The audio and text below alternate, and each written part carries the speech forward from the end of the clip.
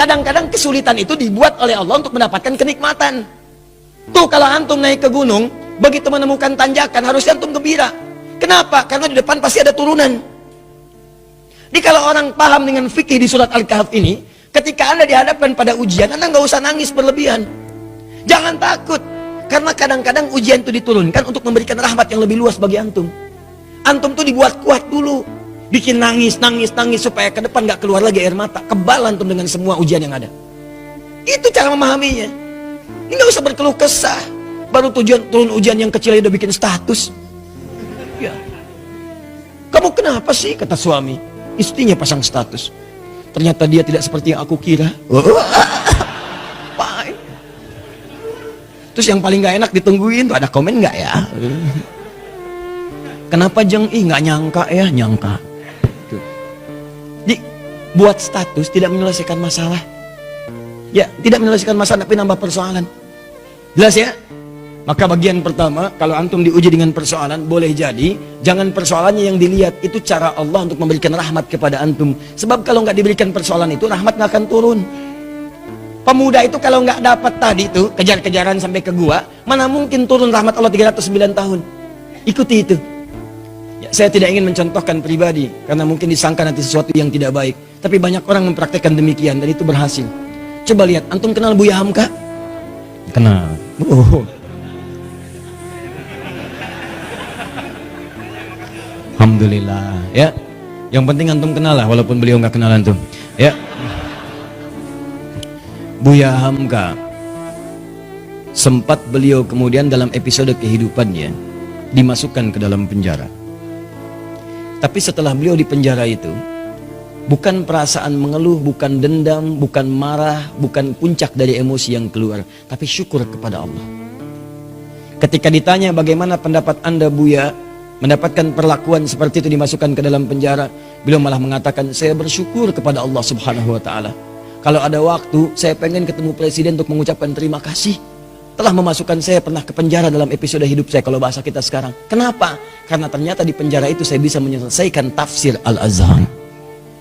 Kalau saya nggak masuk ke sini, nggak jadi ini tafsir. Jadi cara melihatnya itu rahmat Allah. Persis seperti ini nih, yang kita baca tiap Jumat itu. Di cara orang kalau kebiasaan baca Al-Kahf, spiritnya ada dalam jiwa, dia nggak akan gugur karena ujian-ujian. Walaupun sifatnya sakit, yang dia baca rahmatnya. Jadi kalau Anda terbiasa membaca Al-Kahf, paham maknanya, itu Anda akan senang melihat musibah, senang melihat ujian. Yang dilihat rahmatnya, bukan ujiannya. Masuk penjara malah senang. Tuh. Nabi Yusuf begitu masuk penjara, nggak enak kelihatannya masuk, cuman ternyata malah minta beliau, ya Allah, daripada banyak godaan, ya para sosialita yang menggoda saya sekarang, ya cantik-cantik luar biasa, dan itu udah banyak. Sosialita itu bukan cuma sekarang, zaman Nabi Yusuf udah ada. Senangnya kumpul-kumpul bicara yang nggak jelas. Ya ada yang jelas ada, tapi ini contoh yang tidak jelas. Kumpul-kumpul di rumah salah satu pejabat, Imra'atul Aziz, istri Perdana Menteri, hanya untuk membincangkan, mana sih si pemuda ganteng itu? Mana sih si ganteng itu? Katanya ganteng-ganteng Nabi ya? Iya, zaman sekarang ganteng-ganteng serigala. Ya, begitu kemudian ditampilkan oleh Imra'atul Aziz, Yusuf keluar. Begitu keluar, disebutkan di Quran surah 12 ayat 29, wa qulna hasya lillahi ma hadza basyara in hadza illa malakun karim. Ya, ini sih bukan manusia, ini malaikat yang menyamar dalam rupa manusia. Lewat, tak sadar ketika lewat, jarinya kemudian tergores dengan pisau itu. Saking tak sadarnya melihat gantengnya Yusuf lewat. Begini. Tuh. Nabi Yusuf ganteng, Nabi tidak sombong. Begitu melihat ujian itu, ya Allah, lebih baik saya masuk penjara aja deh. Orang sekarang Nabi bukan, Rasul bukan, ngaku ganteng, orang lewat, ibu-ibu gak kepleset dia tantum itu kan. GR-nya luar biasa, semua ditampilin. Baik, kata Nabi Yusuf, ya Allah, akan lebih baik kalau saya masuk penjara aja. Ternyata pilihan masuk penjara itu Nabi Yusuf membaca rahmat Allah, bukan melihat sulitnya. Lewat penjara itulah kemudian beliau bertemu dengan seseorang yang narapidana, dihukum di situ, kemudian bermimpi. Lewat mimpi itulah ternyata minta takwil ke Nabi Yusuf karena dilihat orang baik, orang soleh. Ditanya apa ini maknanya, dijawab oleh Nabi Yusuf. Ternyata jawaban itu yang mengantarkan beliau mendapatkan posisi jabatan di pemerintahan. Begitu rajanya bermimpi, ya ada 7 ekor kemudian sapi, dimakan 7 ekor serigala, semuanya dimakan habis, hancur semuanya, bingung menafsirkannya. Dukun-dukunnya sekitaran mengatakan itu paling mimpi buruk saja. Kok berulang-ulang terus-terusan? Ternyata narapidana yang bebas tadi, yang akhirnya melayani raja, membawakan airnya, minumannya, dia bercerita, di penjara ada seseorang yang bisa menakwilkan mimpi sukses. Waktu saya di sana ditakwilkan saya akan berada di sini. Saya bermimpi saat di penjara, kata orang itu, kamu akan jadi pelayan raja. Yang teman saya, kamu akan dihukum mati. Dua-duanya benar raja. Siapa namanya? Yusuf. Ternyata begitu kedengaran itu dipanggil, kemudian Yusuf, tolong panggil ke sini. Begitu ke sana, kata Yusuf alaihissalam, saya akan datang kalau raja sendiri membebaskan tuduhan saya. Maka ketika datang dibebaskan tuduhannya. Tapi yang paling penting, begitu selesai tuduhan dibebaskan, kamu akan saya angkat jadi orang terdekat saya. Coba Anda bayangkan, kalau Nabi Yusuf tidak pernah diberi kesempatan masuk penjara, maka mustahil beliau kemudian akan mewujudkan mimpinya dari kecil yang pernah bermimpi itu, bahwa beliau punya jabatan di pemerintahan, sampai bapak ibunya hormat pada masa itu sujud kepadanya. Maka takwil mimpinya saat kecil itu, ya beliau melihat ahada asyara kaukaba wa syamsa wal qamara ra'aituhum li sajidin. Saya melihat 11 bintang, 1 matahari, 1 bulan sujud kepada saya, hormat. Ternyata begitu diangkat jadi bendahara yang sangat hebat, punya kedudukan, bapak ibunya diundang dari Mesir, datang kemudian. Datang dari Kanaan Palestina ke Mesir. Begitu datang, apa yang terjadi? Mereka langsung hormat kepada Yusuf alaihissalam sebagai bagian dari rakyat, hormat kepada penguasanya. Coba, kalau nggak pernah masuk penjara, nggak mungkin terjadi begitu. Tuh antum tuh jangan lihat senangnya aja. Kalau nggak ada sulit, yang nggak akan datang kesenangan. Rahmat itu rahmat. Jadi pertama, cara bacanya, syukuri setiap nikmat Allah. Kalau bertambah, syukuri. Kalau ada ujian, bersabar. Doanya ini. Jelas? 1 tetesan rahmat Allah paling minimal 309 tahun. Jika diberikan lebih, maka berapa yang antum nantikan? Bisa melewati alam-alam selanjutnya. Nanti, saya berikan rahasia ya. Ada yang kalau antum amalkan, itu 3 alam dijamin. Dunia diberikan, alam kubur dilimpahkan, di akhirat antum saking gembiranya sampai lompat-lompat. Tuh, betul sekali. Betul. Ya itu. Ya. Paham? Apa itu? Nanti belakangan. Sekarang bagian terakhir. Ini sudah menyakiti fisik nih. Udah main fisik. Yang tadi masih ancaman, dikejar-kejar, masih bisa ngindar. Kalau yang ini, fisiknya udah dipegang. Diancam. Bahkan luar biasa. Udah mengalami kontak fisik. Kejadian ini, kontak fisiknya dilemparkan ke laut. Dimakan ikan paus. Psh, masuk tuh. Saya mau tanya pada antum, kalau masuk ke perut ikan paus, sempit atau luas?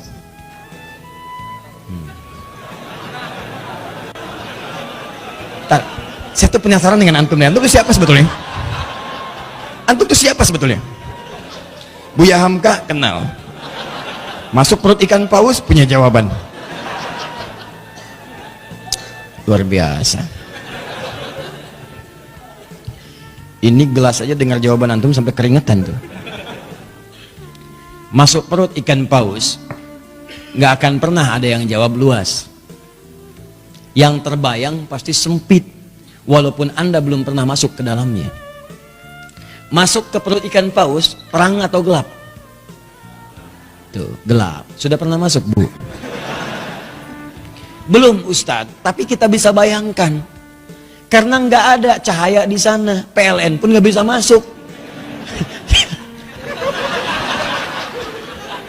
Nggak, saya kebayang. Kalau ada inovasi PLN, petugas PLN berdasarkan kisah Nabi Yunus ingin memasukkan listrik ke dalam perut ikan paus. Bagaimana cara masangnya? Nggak ada listrik.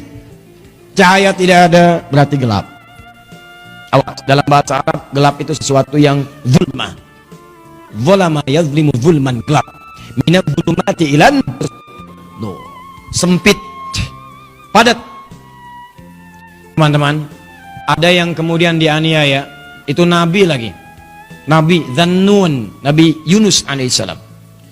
Diusir oleh umatnya, masuk ke perkampungan, naik ke atas kapal, di situ bahkan diundi, ternyata beliau harus dilemparkan. Di kapal keberatan nih, zalim, ambil aja orang itu, undi, dia orangnya, lemparkan. Begitu dilempar ke dalam perut ikan paus, ya, dilempar ke lautan, ditangkap ikan paus. Oh, hebat ikan paus, dan nungguin. Tangkap, masuk. Apa yang terjadi? Gelap, sempit, sesak, capek luar biasa. Tapi yang ingin saya sampaikan adalah, perhatikan baik-baik.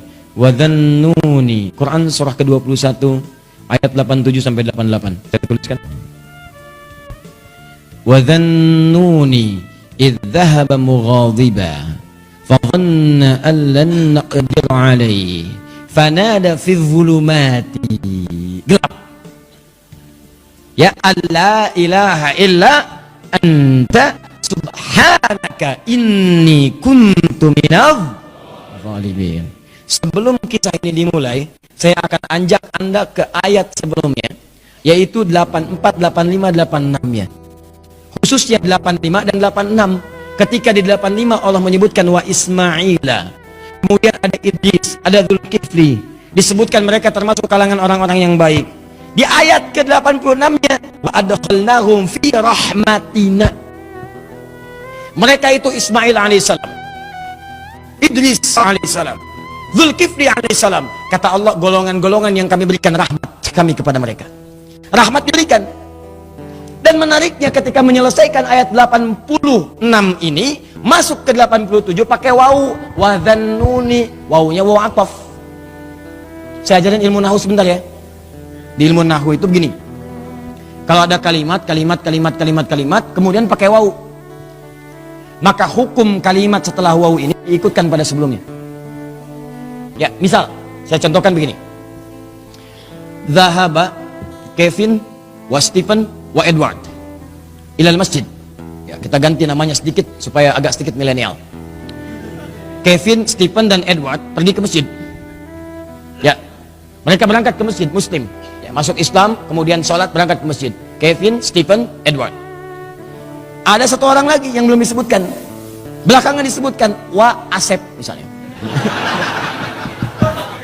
Kenapa ketawa? Ya, sekarang kan nama-nama tertentu membuat bahkan pendekatannya agak beda. Ya, dalam bahasa Arab itu tukhalif tu'raf. Kalau kalian pengen dikenal atau pengen dapat sesuatu, ada cara yang kedua selain berbuat kreasi yang bagus, yaitu sedikit nyeleneh. Maka mulai kemudian nama dibeda-bedakan. Ya, Asep Golok, Edi Samurai gitu kan, Atta Halilintar ya dan sebagainya, itu macam-macam lah ya. Nah, misal Dhahaba Kevin wa Stephen wa Edward wa Asep ya. Nah, ini ilal masjid disebutkan ke sini ilal masjid wa Asep. Maka Asep di sini itu sama-sama pergi ke masjid bersama tiga orang ini. Diikutkan hukumnya. Di ayat 86 wa Ismaila, kemudian ada Idris, ada Dzulkifli. Di ayat 86-nya, 85 disebutkan orang-orangnya, 86-nya wa adkhalnahum fi rahmatina. Orang-orang yang kami sebutkan tadi kami berikan rahmat Allah. Kami masukkan mereka dalam rahmat kami. Rahmatina. Tiba-tiba ayat 87-nya wa dhannuni pakai wawu. Wa, dan di antara mereka juga ada yang lain selain yang mereka dapatkan ini. Selain Ismail, selain Idris, selain Dzulkifli alaihissalam yang mendapat rahmat kami, ada nabi berikutnya yang ingin kami kisahkan. Siapa itu? Dhannun. Dhannun juga mendapatkan rahmat kami. Begitu cara memahaminya. Di ayat 87 ini jangan pisahkan di ayat 86. Ada orang-orang yang pernah mendapatkan rahmat kami, ini orang-orangnya. Selain mereka ada lagi. Siapa itu? Wa dhannuni. Demikian juga dengan Dhannun, Nabi Yunus alaihissalam. Beliau pun pernah mendapatkan rahmat Allah. Kapan rahmat itu diberikan? Dalam situasi yang sangat sulit. Idzahaba mughadiba, ketika beliau kemudian merasa tidak senang dengan perlakuan kaumnya, dizolimi, dilemparkan ke perut ikan paus, sulit luar biasa. Saya tanya pada antum, nih ya, tolong jawab dengan penuh kejujuran. Dengan jujur antum jawab. Maaf sekali, kalau antum berada di perut ikan paus, kira-kira masih ada peluang nggak oleh manusia untuk diselamatkan? Tuh, nangis tuh kan, karena tahu nggak mungkin. Tadi kan begitu saya sebutkan rahmat, ya, tuh. Begitu kita tanyakan ada peluang nggak, bayi aja tahu, tuh. Ya. Jadi sulit mendapatkan peluangnya. Orang masuk perut ikan paus, ditelan, siapa yang mau nolong? Manusia mengatakan mustahil, nggak usah ditolong lah, nggak ada harapan. Yang ada malah kita ikutan ke dalamnya. Paham? Tuh. Kalau gerah, kipasi. Kalau perlu air, berikan. Kalau ada permen, sampaikan. Maka teman-teman sekalian, nah, berdoalah kemudian Nabi Yunus kepada Allah. Apa doanya? Nih, perhatikan kalimatnya. Wanada fi dhulumat, maka dalam suasana gelap, capek, resah itu beliau berdoa kepada Allah. alla ilaha illa anta. Tolong minta air. Ya. Oh, ini aja nih. Nah, atau aqua, ada aqua? Baik. Tolong diberikan ke belakang, barangkali haus. Ya. Kalau bukan anaknya, ibunya yang minum. Ya. Ya, saya nggak minum nggak apa-apa, ada apa aku mati ya. Yang penting antum nyaman insya Allah. Baik. Antum ikhwan ada lagi yang mau nangis? Wa nada fi dhulumat, maka beliau bermohon kepada Allah dalam suasana gelap sulit itu. Alla ilaha illa anta, catat doanya, catat. Kalau antum sedang dizalimi orang secara fisik, diancam, dimacam-macam, bahwa proyek antum diambil orang, kelihatannya zalim aja. Maka dalam suasana gelap itu Nabi Yunus bermohon kepada Allah. Gelap, sempit, capek, sulit. Alla ilaha illa anta. Dimulai dari sini. La ilaha illa anta. Subhanaka inni kuntu minadh. Catat doanya. Dimulai dari la ilaha illa anta. Kalau yang tadi dimulai dari Rabbana atina min ladunka rahmah. Kalau yang ini dari la ilaha illa anta. Anda bisa mulai dengan kalimat Allahumma la ilaha illa anta, atau Rabbana la ilaha illa anta. Jadi doa Subhanaka inni kuntu minadh zalimin. Anda tahu apa yang terjadi? Begitu doa ini dipanjatkan, turun jawaban Allah. Apa jawabannya? Ayat 88. Fastajabna. Lihat kalimatnya. Fastajabna. Maka kami jawab dengan cepat doa Nabi Yunus itu. Pakai fa. Saya sering terangkan fa. Huruf sambung tanpa jeda. Begitu selesai berdoa, turun jawaban. Tapi Allah bukan mengatakan fa'ajabna, fastajabna. Pakai ista. Ingat pertemuan lalu?